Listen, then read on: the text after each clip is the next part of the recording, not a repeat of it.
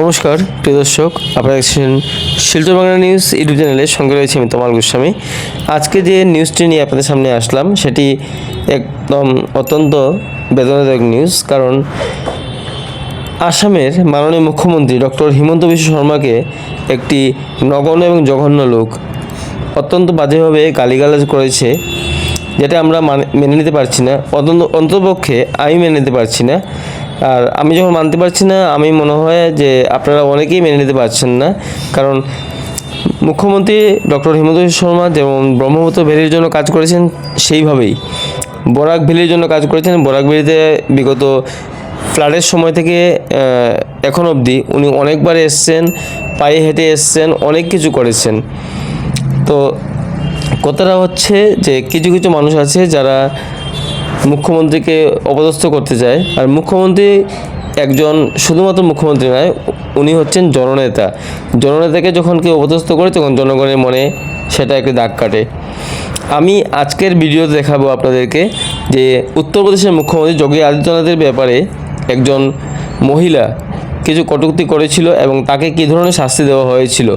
কিন্তু আসামের এই লোকটা বিগত 15 দিন বা 16 দিন আগে এই ভিডিওটি সামাজিক মাধ্যমের মধ্যে বা সোশ্যাল মিডিয়াতে আপলোড করেছে, কিন্তু ওর এখন পর্যন্ত কোনো শাস্তি হয়েছে বলে আমরা জানতে পারিনি বা হয়নি, ততটুকু আমি নিশ্চিত।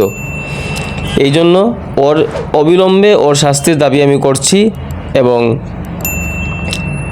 আসামের প্রশাসন বিভাগকে অনুরোধ করছি যে ওকে যেন টেনে হেঁচড়ে নিয়ে এসে ওকে শাস্তি প্রদান করা হয়, যাতে কেউ আগামী দিনে কোনো মুখ্যমন্ত্রীর ব্যাপারে কোনো ধরনের কোনো বক্তব্য না করতে পারে।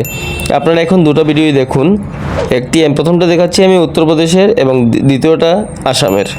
वो टकले है, इसलिए हम उसे टकला कहेंगे।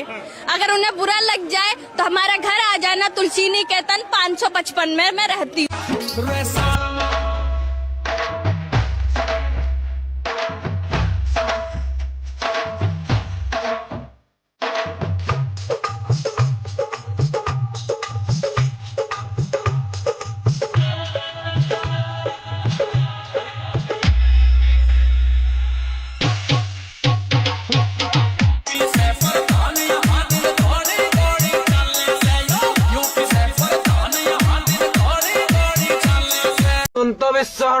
মাদার চোত তই কেলা আজিলৈকে জুবিন দাক ন্যায় দিব নোৱাৰিলি হা?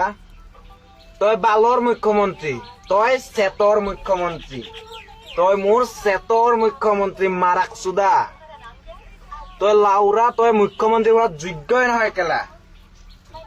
তোক কেলা মই এইটোৱে বুজি নাপাওঁ লাউৰা, তোক কেলা ভোট দিলে কোনে লাউৰা? একচুৱেলি তই কেলা ভোটৰ পৰা জিকা নাই, তই চুট মাৰেনে? তই কেলা চোৰ এটা কেলা, তই মাৰাক চুদা চোৰ।